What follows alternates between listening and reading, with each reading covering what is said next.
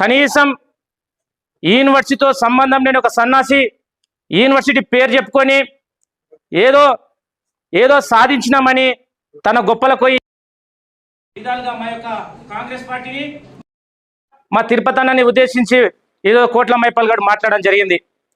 అరే కోట్ల మైపాల్, ఒకసారి ఆత్మవిమర్శ చేసుకో. ఈరోజు 2009కి వెళ్ళి ఇప్పటికెళ్ళి 2026 సంవత్సరాలు, దాదాపు 17 సంవత్సరాలు అవుతున్నా ఏదైతే యనుమల కుటుంబం కానీ రేవంత్ రెడ్డి కానీ అదేవిధంగా తిరుపతి రెడ్డి గారు ఎవరి దగ్గరన్నా పొరపాటున ఒక 10 రూపాయలు లంచం తీసుకున్నట్లు నిరూపిస్తే దానికి ఎంత దూరమైన పోతాం. ఏదో గారెడి మాటలు చెప్పి ఈరోజు మీడియా ఉంది, సోషల్ మీడియా ఉంది, తన ఉనికి కోసం మాట్లాడితే ఖబర్దార్ బిడ్డ.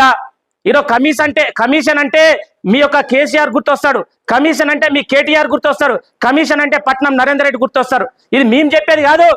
పక్కనున్న సలీంని అడగండి, మద్దూరు మండలం పోతే సలీంని అడగండి, అదేవిధంగా కోజిగి మండలం పోతే ఏదైతే రాజేష్ని అడగండి, అదేవిధంగా కోడంగల్ మండలం పోతే అక్కడ ఉన్నటువంటి రాజేష్ రెడ్డిని అడగండి. ఇట్లా మీరు కమిషన్ మీ సొంత కార్యకర్తల ద్వారా కమిషన్ తీసుకొని ఈరోజు అనేక విధాలుగా అబాసుపాలైన చరిత్ర మీది.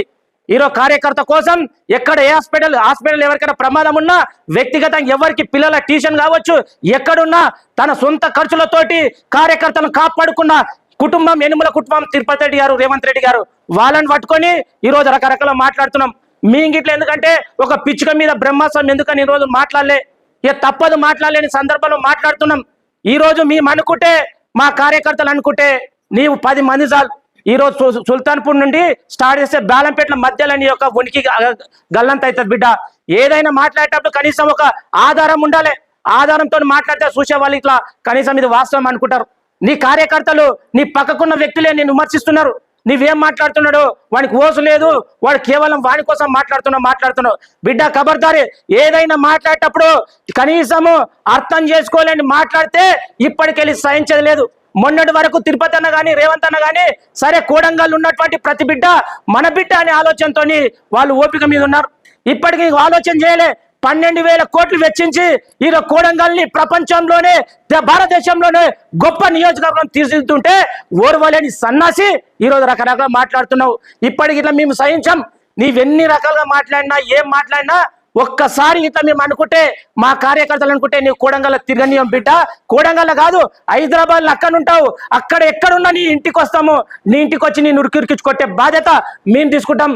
ఇప్పటికెళ్ళి మా నాయకుడు చాలా ఓపిక రాదు, వాళ్ళని వదిలేయండి, వాళ్ళంతా మనోళ్ళని అనే ఆలోచనతో తీసుకున్నాడు కాబట్టి ఇప్పటి మీద ఓపిక ఉన్నాం. అరే దళితుడా, మేము మాట్లాడడం కదరా, మీ పార్టీలే నీవు ఇల్లు కట్టినావు కదా, ఇల్లు కట్టేటప్పుడు సీకేమంతా తీసుకున్నావు, సిమెంట్ ఏమంతా తీసుకున్నావు, ఇటుకేమంతా తీసుకున్నావు. అదేవిధంగా కనీసం సీఎం రిలీఫ్ ఫండ్కి సంబంధించిన ఒక్కొక్క వ్యక్తిగా 5,000 నుండి 10,000 తీసుకున్న చరిత్ర నిద్ర సన్నాసి. ఈరోజు మా నాయకుని పట్టుకొని రకరకాల మాట్లాడితే సహించేది లేదు. ఇప్పటికెళ్ళి ఏదున్నా ఎవడు మాట్లాడినా వాడే కాదు, బీఆర్ఎస్ ఎవడు మాట్లాడినా ఖచ్చితంగా భౌతిక దాడులు చేస్తాం. ఎందుకంటే మేము తప్పు చేయలే. 12,000 కోట్లు వెచ్చించి కోడంగల్ని ఒక అద్దంలో తయారు చేస్తుంటే ఇలాంటి సన్నాసులు మాట్లాడుతున్నారు. మొదటికెళ్ళి మేము మాట్లాడితే మా పెద్ద మనుషులే కొంచెం మమ్మల్ని ఓపిక ఉండండి, కొంచెం సహనం ఉండండి అని చెప్పారు. సార్ మీరు ఇట్లప్పటికెళ్ళి వాడు అంతగానం మాట్లాడుతున్నప్పుడు మీరు ఇట్లా మాకు కొంచెము అవకాశం ఇవ్వండి, మీరు ఆదేశిస్తే ఎంత దూరమైన పోతాం, వాడిని ఖచ్చితంగా ఎక్కడ అడ్డుకట్ట వేయాలి అక్కడ అడ్డుకట్ట వేస్తాం. ఇప్పటికెళ్ళి మా నాయకుడిని ఎవడు మాట్లాడినా తప్పు చేయని మా నాయకుడు తిరుపతి అన్న మీద రేవంత్ అన్న మీద అవాకులు చెవాకులు పేలితే ఎంత దూరమే పోతాం. ప్రతిపక్షంలో ఉన్నప్పుడే భయపడలే, ప్రతిపక్షంలో ఉన్నప్పుడే మీ నోర్లు ముయించిన చరిత్ర మాది. ఈరోజు అధికారంలో ఉన్నాము ఏమంటే దౌర్జన్యం అంటారనే ఆలోచనతోనే ఓపిక మీద ఉన్నాం.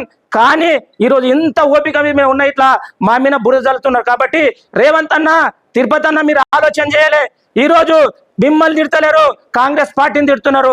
కాంగ్రెస్ పార్టీని తిడితే మిమ్మల్ని తిట్టినారు. కాబట్టి మిమ్మల్ని తిడితే ఈరోజు కార్యకర్తలుగా నాయకులుగా మేమైతే ఊరుకునే ప్రసక్తి లేదు. రేపటికెళ్ళి మీరు ఆదేశాలు ఇవ్వండి. ఎవడైనా అవాకులు చెవాకులు పేలితే ఖచ్చితంగా వాడిని గడప నుండి బయటికి రాలేని విధంగా చర్యలు తీసుకోవడానికి ఎంత దూరమైన పోవడానికి సిద్ధంగా ఉన్నామని గుర్తు చేస్తూ ఈ అవకాశం ఇచ్చిన కాంగ్రెస్ పార్టీ పెద్దలకందరికీ పేరు పేరున ప్రత్యేక ధన్యవాదాలు. జై కాంగ్రెస్, జై రేవంత్ అన్న నాయకత్వం.